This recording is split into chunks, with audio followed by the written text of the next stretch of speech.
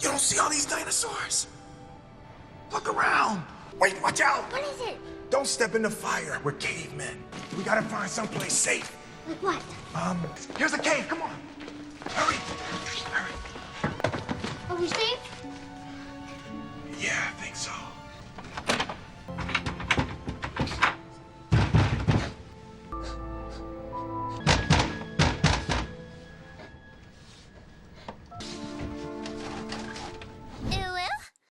Chris sendiri adalah seorang pria biasa yang mencoba melakukan hal sederhana, seperti memberikan kehidupan yang lebih baik untuk keluarganya.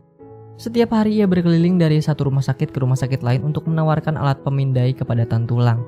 Namun, menjajakan alat itu bukanlah suatu hal yang mudah, mengingat alat itu hanya memiliki sedikit keunggulan dibandingkan alat X-ray yang sudah beredar di pasaran, tapi dengan harga 2 kali lipat yang lebih tinggi. Demi memenuhi kebutuhan keluarganya 1 bulan, Chris setidaknya harus menjual 2 alat. Tapi masalahnya Chris belum berhasil menjual satupun alat dalam beberapa bulan terakhir, gengs. Tekanan hidup lambat laun mulai meretakkan keluarganya. Sang istri terus menyudutkannya karena menganggap Chris tidak becus menjadi kepala keluarga. Terlebih sang istri harus mengambil 2 shift kerja untuk membantu membayar tagihan rumah dan bunga dari pinjaman yang membuncit. Meski menerima cacian dan cibiran, Chris sama sekali tidak meluapkan kekesalan. Baginya memikirkan solusi jauh lebih baik agar bisa keluar dari masalah ini. And then go to work to turn things around. We can turn them around. Esok hari, pandangan Chris tertuju pada sebuah mobil sport mewah. Dengan penuh penasaran, dia bertanya ke si pemilik, apa pekerjaannya dan bagaimana cara dia mendapatkannya. Orang itu pun menjawab kalau dia adalah stockbroker atau pialang saham yang harus memiliki kemampuan dalam menghitung dan berinteraksi dengan orang. Dengan begitu, uang akan menghampirinya. Mendengar jawaban tersebut, Chris tersenyum dan berharap bisa menjadi bagian dari orang-orang seperti mereka. They all look happy to me. Why couldn't I look like that? Setelahnya, Chris pun menyampaikan pada sang istri kalau dirinya akan melamar menjadi pialang saham karena dia lumayan unggul dalam matematika dan sering berinteraksi dengan orang banyak. Bukannya mendapat dukungan penuh, sang istri malah kembali meremehkan dan menyudutkannya, hingga membuat Chris sedikit tersulut emosi. Stockbroker, not an astronaut. Just sell what's in your contract. Get us out of that business. This is what I'm trying to do for my family, for you and for Christopher. Hari berikutnya, Chris melihat kantor-kantor pialang saham itu membuka lowongan. Tanpa pikir panjang, Chris menitipkan alat yang dibawanya pada musisi jalanan dan langsung pergi menghadap HRD. Tapi di tengah perbincangan, Chris pamit undur diri karena melihat musisi jalanan tadi membawa kabur alatnya.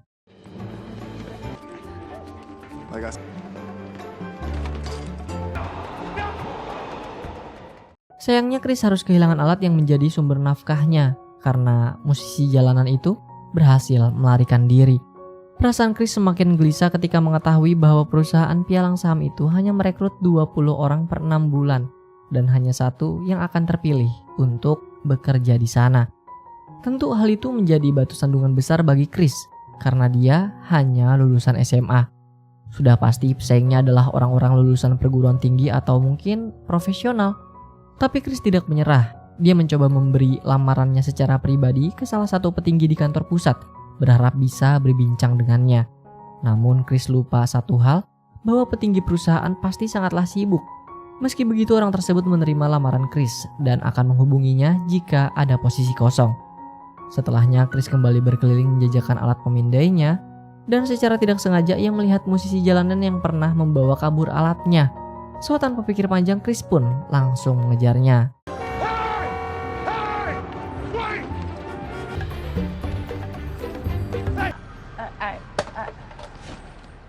Chris senang mendapatkan alatnya kembali, tapi tidak dengan istrinya.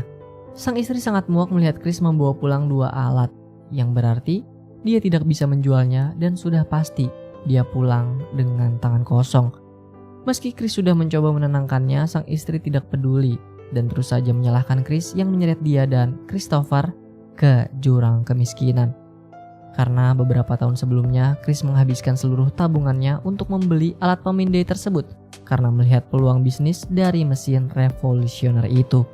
Tapi yang tidak Chris ketahui, Para dokter rumah sakit menganggap alat itu sebagai kemewahan yang tidak diperlukan.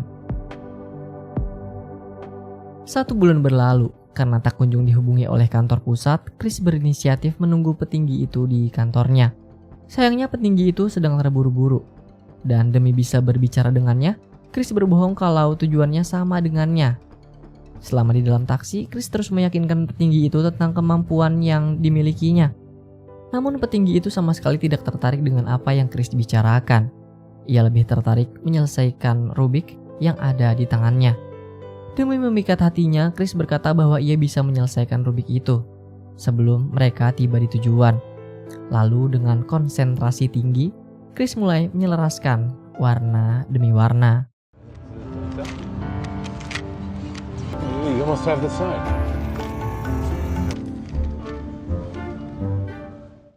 Chris berhasil menyelesaikan Rubik itu tepat saat mereka tiba di tujuan, sehingga membuat petinggi itu sedikit terkesan, tapi masalahnya petinggi itu keluar tanpa membayar ongkos. Mengingat uang yang dimilikinya tidak cukup untuk membayar taksi, Chris memilih kabur sambil meminta maaf pada si supir. Meski Chris berhasil meloloskan diri, tapi alat yang dibawanya harus tertinggal karena Chris masuk saat kereta hendak berangkat. Nasib buruk masih saja menghantui Chris. Sang istri memilih meninggalkan rumah. Hal itu tentu saja menyakiti perasaan Chris. Tapi yang lebih menyakitkan bagi Chris adalah mengetahui sang putra tercinta juga dibawa oleh istrinya. Chris mencoba mencegah, tapi sayang ia terlambat karena mereka berdua sudah pergi.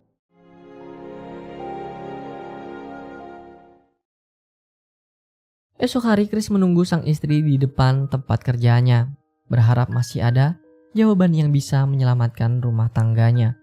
Namun dengan tegas sang istri memberitahu kalau dirinya sudah tidak bahagia lagi hidup bersama Chris. Hidupnya kini hancur, berantakan karena kemiskinan yang menjerat mereka. Dan Chris hanya menjadi beban di hidupnya. Mengetahui hal tersebut, Chris mempersilahkan sang istri untuk pergi dan mencari kebahagiaan yang diimpikannya. Tapi Chris tidak akan melepaskan Christopher. Tujuan Chris mengambil Christopher bukan karena ingin mendapatkan tunjangan pemerintah atau belas kasih, tapi sebagai bentuk tanggung jawab. Chris mungkin telah gagal menjadi seorang suami yang bisa diandalkan, tapi ia bersumpah tidak akan pernah membiarkan dirinya gagal menjadi seorang ayah. Meski berhasil mendapatkan kembali putra semata wayangnya, badai masalah terus saja menghantam Chris. Pemilik rumah meminta Chris untuk segera meninggalkan tempatnya karena telah menunggak uang sewa beberapa bulan. Untungnya ia mendapat kesempatan 1 minggu lagi dengan syarat mengecat ulang dan memperbaiki rumah tersebut. Namun gelombang masalah lain kembali menghantamnya dengan keras. Tatkala ia harus ditahan oleh pihak berwajib karena tidak bisa membayar denda tilang yang ditunggaknya. Ironisnya, esok pagi, ia harus menghadiri interview untuk menjadi kandidat pialang saham. Setelah menyelesaikan masa tahanannya, Chris langsung bergegas ke kantor pusat untuk melakukan interview. Tentu saja penampilannya menjadi pertimbangan para petinggi, tapi Chris berhasil membuktikan kalau peribahasa jangan menilai buku dari sampulnya bukanlah omong kosong belaka. Berbekal kegigihan, kepintaran, dan kemampuannya dalam berkomunikasi, Chris berhasil memukau para petinggi. Alhasil, ia diminta untuk menunggu kabar dari perusahaan tentang kapan dia akan mulai bekerja. Namun, tiba-tiba, keraguan menyelimuti Chris karena ia harus melewati masa pelatihan selama 6 bulan tanpa gaji sepeser pun. Tentu saja ini menjadi batu sandungan besar mengingat saat ini kondisi ekonominya jauh dari kata baik-baik saja. Setelah pertimbangan panjang dan matang, Chris memutuskan untuk menerima pekerjaan itu. Demi bisa bertahan 6 bulan ke depan, Chris akan berusaha lebih keras menjual alat pemindainya dan pindah ke motel yang biaya sewanya lebih murah. Meski sibuk, Chris tetap menyempatkan bermain basket dengan sang putra tercinta yang memiliki mimpi menjadi pemain basket profesional. Chris meniti pesan yang mungkin bukan untuk Christopher saja, tetapi untuk orang-orang di luar sana yang ngerasa mimpinya diinjak-injak dunia. Don't ever let somebody tell you can't do something. You got a dream, you got to protect it. You want something, go get it. Masa pelatihan Chris sebagai pialang saham pun dimulai. Meski banyak hal yang belum dia ketahui, Chris tetap mencoba memahami semuanya. Chris hanya tahu satu hal, seorang pialang saham harus mencari klien sebanyak-banyaknya. Dengan begitu, perusahaan akan mendapat keuntungan. Jika dirinya berhasil menawarkan keuntungan pada perusahaan, maka dia akan berpeluang besar menyingkirkan 19 kandidat lain untuk mendapatkan posisi tetap. Tapi Chris sadar ada batu sandungan saat ia bekerja, karena dirinya harus pulang lebih cepat demi menjemput Christopher dan menjajakan alatnya. Maka dari itu, Chris mulai mencari celah dari setiap detik yang ia miliki. Ia datang lebih awal dari siapapun. Ia bahkan tidak pernah menaruh gagang telepon di tempatnya setelah menutup panggilan, hanya untuk menghemat sekitar 8 menit setiap hari. Dan yang lebih ekstrim, Chris sengaja tidak minum selama jam kerja agar waktunya tidak terbuang untuk pergi ke toilet. Chris juga tidak ragu langsung menghubungi daftar klien paling atas, orang-orang penting yang biasanya dihindari oleh kandidat lain. Alhasil, Chris berhasil membuat janji temu dengan CEO. CEO itu memberi Chris waktu 20 menit untuk tiba di kantornya. Tapi, seperti di tempat kerja lain, selalu ada senior yang menganggap junior sebagai pesuruh. Meski Chris menjelaskan bahwa ia akan bertemu klien penting, senior itu tidak peduli dan tetap menyuruh Chris memindahkan mobilnya. Perintah sederhana itu ternyata jadi penghalang besar bagi Chris. Imbasnya, Chris gagal menemui klien berharganya.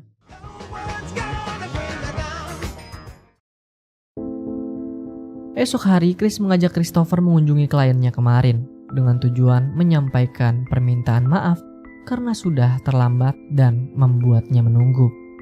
Setelahnya, Chris pamit dengan alasan ingin menonton pertandingan football. Ternyata CEO itu juga akan menonton pertandingan yang sama. Maka dari itu ia pun memberi Chris dan Christopher tumpangan, bahkan memberi mereka akses ke ruang VIP. Chris memanfaatkan momen berharga itu untuk menawarkan produk keuangannya, tapi CEO tersebut belum bisa mempercayakan asetnya pada Chris dalam waktu dekat. Meski begitu, Chris tidak pulang dengan tangan kosong, karena ia mendapat relasi dengan orang-orang penting lainnya.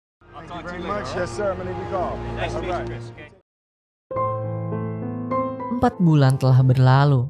Kehidupan Chris mulai berangsur membaik karena telah berhasil menjual seluruh alat pemindai kepadatan tulangnya. Namun, lagi dan lagi dunia berpaling dengan cara yang paling kejam. Melalui sepucuk surat, rekening Chris terkuras habis. Pajak yang tidak mampu ia bayar membuat pemerintah menyita seluruh uang yang Chris miliki. Uang yang seharusnya cukup untuk bertahan hidup bersama Christopher selama 2 bulan ke depan. Chris kembali ke titik nol dengan sisa $21 di dompetnya. Jumlah yang bahkan tidak cukup untuk memastikan mereka bisa makan besok. Tapi bagaimanapun, hidup harus tetap berjalan. Dan Chris menemukan secercah harapan saat melihat tunawisma membawa alat miliknya yang pernah tertinggal di stasiun. Ia pun langsung mengambilnya dan mencoba menjual alat tersebut. Sayang, hidup kembali tak berpihak padanya. Tatkala alat itu tak lagi berfungsi. Seolah belum cukup, pemilik motel yang muak Chris belum membayar sewa pun mengusirnya. Kini, Chris dan Christopher benar-benar tidak memiliki lagi tempat untuk berteduh. Meski dihadapkan pada situasi yang sulit, Chris sama sekali tidak menunjukkan rasa putus asanya di depan sang putra tercinta. Ia menyulap tragedi menjadi imajinasi. Berpura-pura seolah alat pemindainya adalah mesin waktu yang bisa membawa mereka ke zaman purba. Open. Look around. Look at all these dinosaurs. Whoa, oh my goodness, a T-Rex. Get your stuff. We gotta find a cave. Come on. Dengan berpura-pura dikejar T-Rex, mereka berdua masuk ke dalam gua yang sebenarnya adalah toilet stasiun. Di balik pintu toilet yang ia tahan sekuat tenaga dengan kakinya, Chris berjaga sepanjang malam sambil memeluk Christopher yang terlelap. Mungkin bagi Christopher ini hanyalah permainan biasa. Namun bagi Chris, Ini adalah cara paling halus untuk memberitahu bahwa mereka berdua sudah tidak punya tempat tinggal.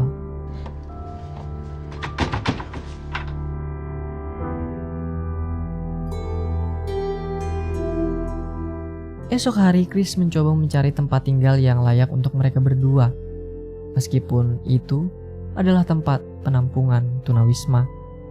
Sayangnya tempat tersebut hanya menerima anak-anak dan perempuan, yang artinya Chris harus berpisah dengan Christopher. Chris yang tak mau hal itu terjadi, memilih mencari penampungan lain. Untungnya setelah mengantre panjang, Chris berhasil mendapat tempat tinggal sementara dan makan malam. Meski berada di kondisi terpuruk, Chris sama sekali tidak terlarut dalam kesedihan. Waktu yang Chris punya, ia manfaatkan untuk belajar dan memperbaiki alatnya yang rusak.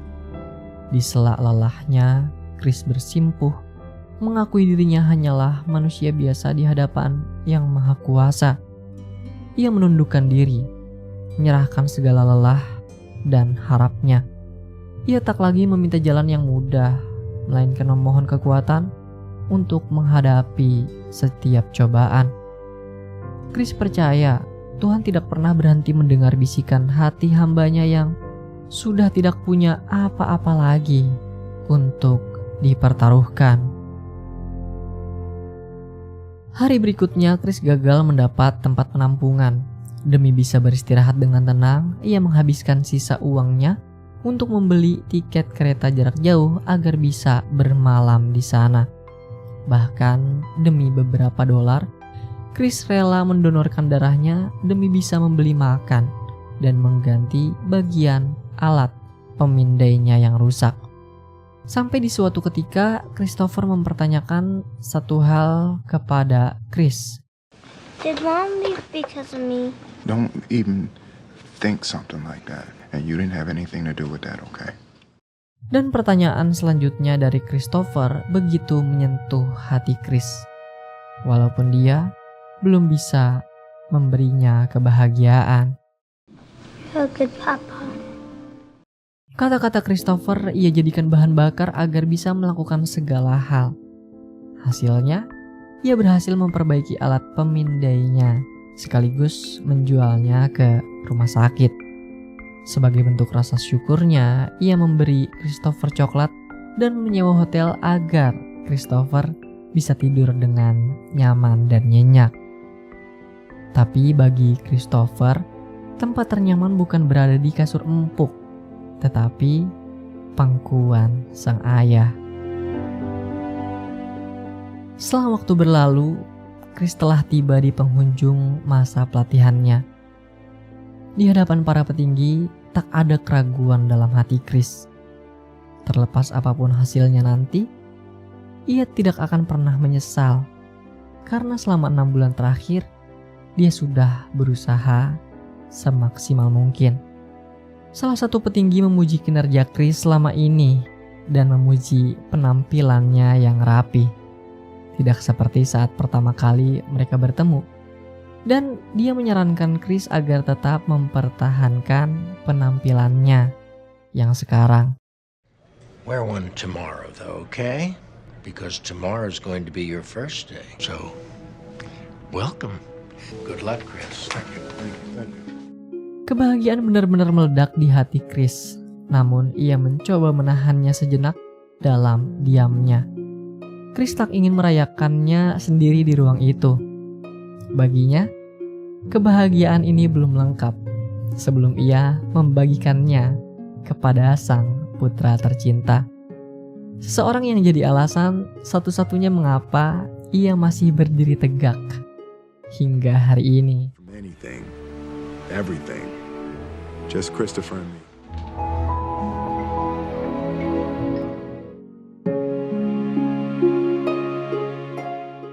Kisah Chris Gardner mengingatkan kita bahwa kebahagiaan bukanlah sebuah destinasi yang bisa ditemukan begitu saja, melainkan sesuatu yang harus terus-menerus dikejar. Walaupun terkadang dunia selalu menyudutkan dengan ketidakadilannya yang bisa merampas segalanya seperti tabungan, rumah, atau harga diri dalam waktu singkat. Tapi percaya deh, ada satu hal yang gak bisa dirampas, yaitu pilihan kita untuk tidak pernah menyerah. Chris membuktikan bahwa seorang pria mungkin bisa gagal menjadi suami, gagal menjadi kaya, atau gagal dalam karir. Tapi selama ia menolak untuk gagal menjadi seorang ayah, ia tetaplah seorang pemenang. Jadi, kalau hari ini duniamu terasa berat atau menyudutkanmu tanpa ampun, ingatlah satu hal. Jangan pernah biarkan siapapun, termasuk dirimu sendiri, mengatakan bahwa impianmu mustahil. Lindungi impian itu dan teruslah berlari mengejarnya.